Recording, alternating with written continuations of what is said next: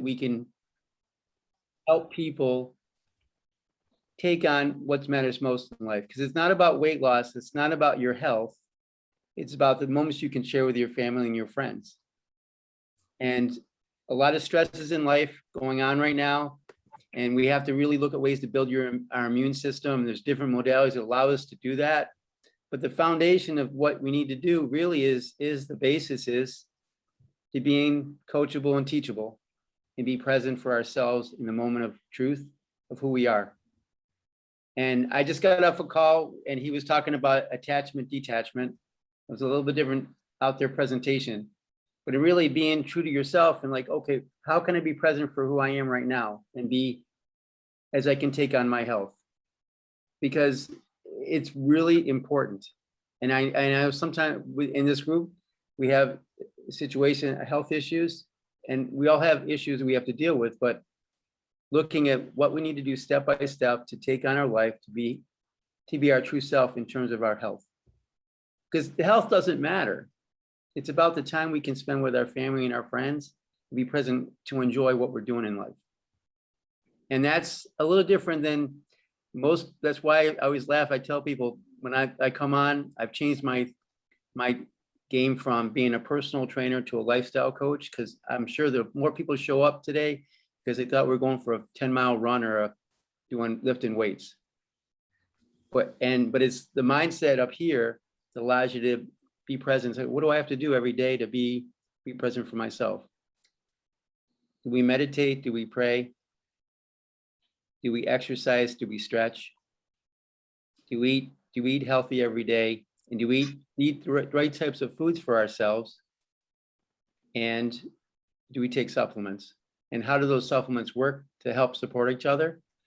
And then, of course, if we're doing that every day and we need medication, then we take a medication based on that. But the thing is, having you be comfortable that to know, okay, what do I need to do? And I think the biggest, I've not done this for a while, it seems like it's fear of getting started in an exercise or healthy program, because sometimes people start doing it because they are told they have to. Getting to a point where you want to exercise, where you understand it and the benefits of it. I'm working with a client right now that she's acknowledging all the things she can't do. She used to like going to the gym. She's got psoriatic arthritis and some other issues. But it's one of those things where it kind of pulling her back and say, let's just focus on the stability and the stretching and mindset and eating healthy, because it helps. I have a presentation today, but I just wanted to, that's my little introduction of who I am. I really just wanted to be present with everybody here today and really leave it open to what would you expect for us to talk about today? What do you expect when you heard that I was going to be here today? I just want to open up that. Nothing. Well, you can like recap briefly from last time about your presentation, unless you wanted to do that again in the second. I can do the presentation again, but really, I mean, I kind of want to open discussion in regards to it. I can pull it up. But really looking at, when we're looking at exercise guidelines, really, the guidelines for exercise are 5 to 6 days a week, 5 to 7 days a week, cardiovascular exercise. And depending on, I'm actually going to pull the presentation up so I can kind of follow along a little bit. Okay. Okay.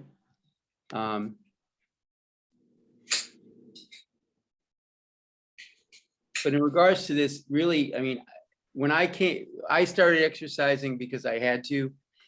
There's some new people here. So, the reason I started doing this is because taking on fitness and health is I was born with a form of cerebral palsy that impacted the right side of my body.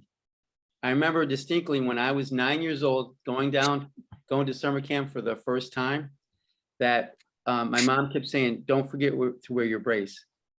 Because every Friday before that, I go to physical therapy and he was told me to do those exercises and I did them, and I did or didn't do them. But I know when I went to summer camp and I was spending the whole summer, I remember that 3-pound, it felt like 20-pound brace I had to wear. stayed in my bag the whole summer. I never wore it. I never did the exercise. I did anything.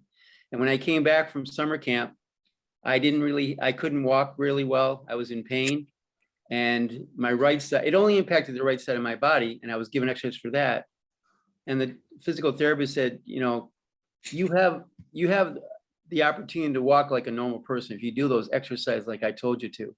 They've been doing. If you do them, you have a chance to walk right.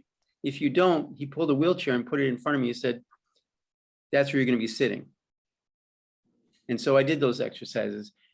Go back about 20 years later, I went a little bit less than that. When I was in college, one of my best friends from college, his brother had cerebral palsy, and he had pretty much the same side, right side, same story as I did. But he never did any exercise. He wore a brace. He was walking with a limp, and he had trouble walking and everything else. And so, it's like, I'm very fortunate. That's what drives me to teach people and educate people about exercise and transfer it into overall health.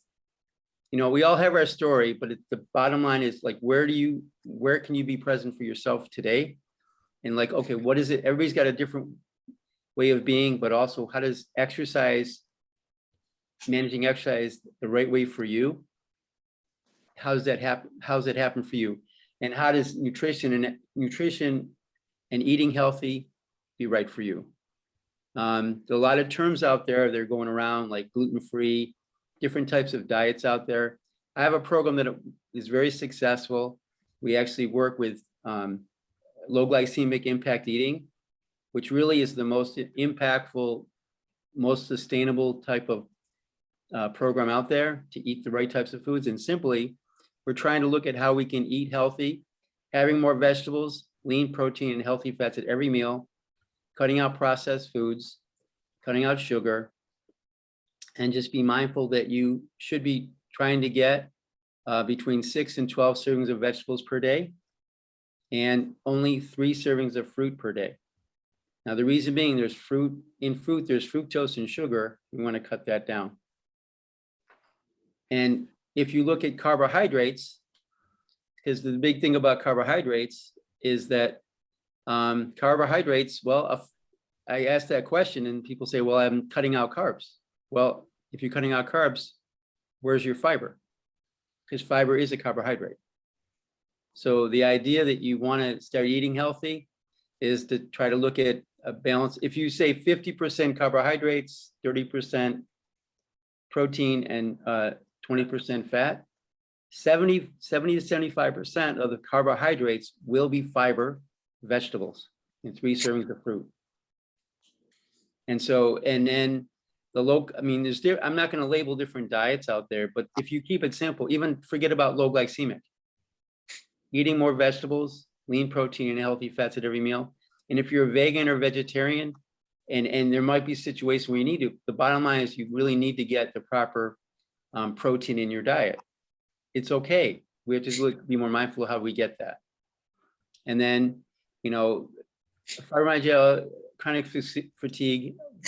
I mentioned last week, my mother has MS, which is an autoimmune disease. My aunt had chronic fatigue syndrome, and I've worked with many clients with MS, or I had a few clients with lupus and fibromyalgia. And, it's like, there's stressful situations in life that exacerbate that disease, right? So looking at things that you can help balance your body out with the proper nutrients. I mean, we also need to be mindful of our weight. Although if we're doing the right things on a daily basis and we're committed to it, we're going to get our body hormones back into balance. And so we get our hormones back in balance with the proper nutrients, then we're going to start losing weight, have more stability around the joints. We actually function better. And so those are things that we need to be mindful of on a regular basis to really look at how we're functioning on a daily basis. And it all kind of has to work together so you actually understand how that works for you specifically. Because the general guidelines, like, a doctor could say, hey, you should go out and walk a half hour a day.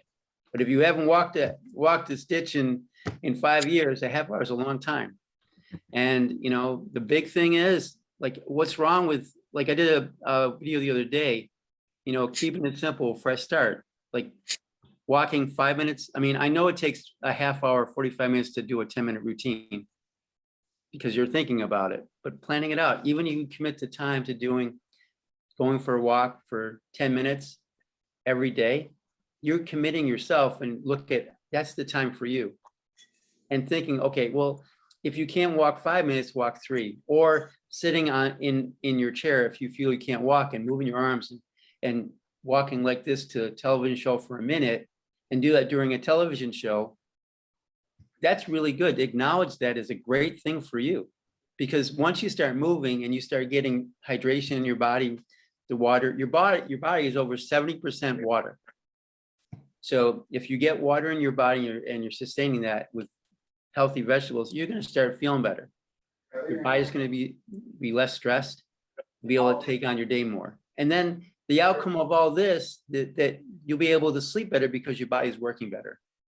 To say that the funny thing, it's not, when I say it's funny, it's not funny. The funny thing is, it's funny. Sorry. The thing is, it's like, because you're doing these things, you're mindful, your body should get back in balance, and you should be able to sleep better. Sometimes say, I want to sleep better, unless you do these other things first, it's not going to happen. And then also too, is then you look at when the disease or injury comes in, what do you have to do that you need to be very mindful of? Because I'm, putting together a workout program for someone with a fibromyalgia is different than putting a workout for someone who's healthy. And same with in certain nutrition wise, vitamin wise, food wise, there are certain things that you might be susceptible to that you really can't eat right away. But also too, and one other thing I want to share, most everybody that I've worked with over the last 20 years, and I've had almost 50,000 sessions with clients. And we're talking about eating and healthy eating. 90% of the people are not eating enough food. Let me set that for you. 90% of the people are not eating enough food. Well, even the bad food, the comfort food we talk about, those are the carbs we shouldn't be having. Those put stress on our body, and those are natural ways to help us die slowly, because we shouldn't be having those anyway. But even more vegetables, lean protein, healthy fats at every meal. And typically speaking, if we look at calorie wise, and we don't really talk about calories in my program, it's more what I just said, fiber, protein, healthy fats at every meal. But typically, if you take a woman who is 170 or 200 pounds, just say that.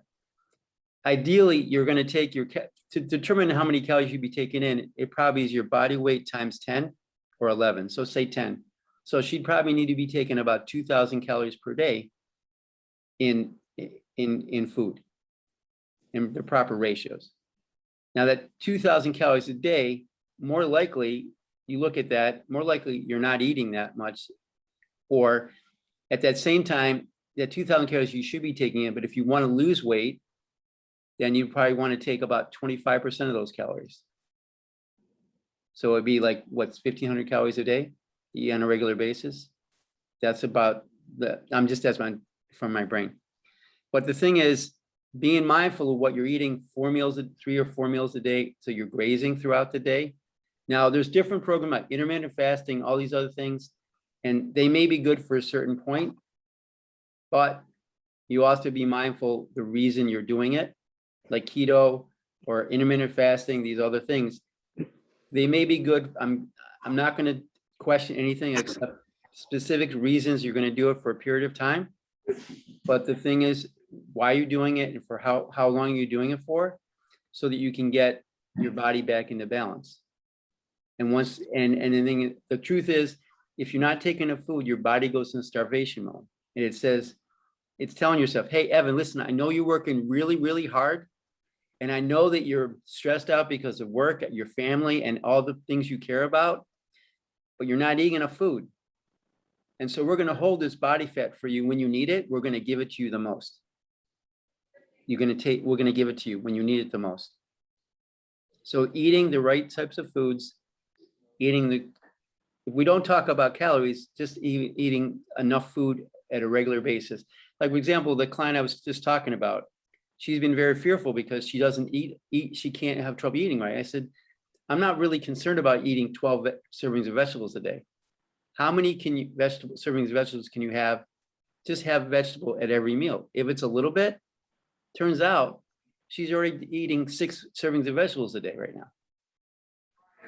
But she's had to build up it for a few weeks, but she's feeling better and your body starts feeling better. So those are things, and this is also in the mindset of changing your mind to think, okay, what can I do for myself that's going to workable for me? Because as professionals, we can tell you what to do. We know what to do, but until you actually can take it in and understand it and be mindful of doing it, it's okay to be where you're at and start where you're at. That's important because I can tell you exactly, I can lay out a workout program. I can say, this is what you should be eating, but unless you actually are, you can take that on and understand that, it's all good where you're at, but baby steps or one step at a time, however it works. And really, that's really, I could go on and on about that, but the basics really is where it is. I do work with supplements as well. We actually have a supplement line that allows us to get primary use. And the unique difference between our supplements is that we actually have a unique delivery system that is isotonic delivery. So that means it's a powder form. And when you actually mix it with the right amount of water, it absorbs in your body about 95% faster than most any other supplement out there. And we have different nutrients for different situations from the basics. But the thing is also too is with supplementation, how does that fit into eating healthy? That leads into our program that we have, the TLS program, Transitions Lifestyle System, that allows you to really learn how to eat the right types of foods, low glycemic impact eating, really knowing, how we try to preserve our muscle mass, our muscle tissue for more stability and strength. Most people think about strength training and workouts as building big muscles. You need your muscles to move, to be stable, to be strong. And you know what? You get a sense of confidence in yourself when you're stable and strong. And so that really helps a great deal. And then also too, with the nutrition and the supplement, nutrition and eating right, it allows you to recover. One final thing I'll say is, anybody have a garden? Anybody have a garden? I used to. We don't do it no more because my Well, father passed away. the thing is, Hard work. this is an example. Okay, so I had a client before, and she always used to complain about her shoulders because her shoulders were hurting. And then I didn't realize we were working out in a small group, and then it was in Cape Cod, Massachusetts, and she actually she was on the garden tour. So her house was recognized as one of the nicest gardens in the area. And she didn't hire anybody. She did it all herself. Wow. And she spent all day in the garden, pulling weeds, pulling shrubs, doing everything herself. And she was wondering why she was so tired and fatigued. A baseball player, football player practices every day to play 1 or 2 games a week. And when you got someone who loves the garden, they'll spend all day on it every day. And so that's also an indicator of, like, in your life, there's things that you do in your life that you're pushing yourself every day doing things. You need to have nutrition in your body. And that goes along with rest and recovery, trying to managing your stress so that you can actually take on your life like you need to be. And that's also being mindful of who you're hanging out with. And unfortunately, sometimes we have our family and that they're who they are. We love them where they are. and sometimes, it's like being present in who you are to your family, and being mindful of that. And it's all part of this thing to bring yourself together to really take on your life every day and manage your health. Mm-hmm. Once you know what you have, there's things that you could do to help you feel better. But also too, is you acknowledge, when I work with clients, I like to really acknowledge the good things that you're doing. Because I mean, it's funny, this morning that same client, she was recognizing all the bad things she was doing. I was like, why do you need to talk about that? The good things that you're doing, and you build on that, and then look at, there's one thing that you could do today that could help you feel better today and tomorrow. And if it's just drinking drinking more water, like drinking water, filling a glass of water before breakfast and completing that, and have another glass of water before lunch and one more before dinner, that could help a great deal. That's it. So are there any questions that you have? I was going to say, Evan, that was really great. I didn't want to interrupt anything. I was just wanted to let everybody know that our meeting will end in approximately 4 minutes and 34 seconds before we get thrown out of here. So, Okay. And then after that, we have to go move into your other chat room. So I just wanted to give you guys the heads up. Okay. Or we can, I mean, it might be easier just to stay in here, or like if you have to leave and come back in here, would that be better? Well, the only problem is I don't have like a full membership. I only have the basic Zoom, and it only limits up to 40 minutes. And then after that, Okay. they throw us out. All right. Well, I can put it in the chat right here. Okay. Does anybody have any questions? I mean, I'm going off the cuff today. I had a big presentation last time, and Natalie's heard the presentation before, so I wanted to just kind of have a conversation with everybody. So I had a question actually. So how do you motivate people with fibromyalgia that have extreme pain? Like say, for example, the other day I was just too achy or anything, or even today, for example, because of the rain and everything. How do you get them to push themselves to do at least some type of activity besides sitting on the couch or laying in bed and things like that? I keep myself moving. I don't sit all day, but sometimes the body gets stiff if you sit for a long period of time. well, then I have to clarify what you mean by moving all day and busy. So if you need to sit down for a bit and relax, what's wrong with that? Right. I mean, define that. I mean, we're all busy sometimes, and acknowledging that maybe it's okay to sit back and relax for a bit.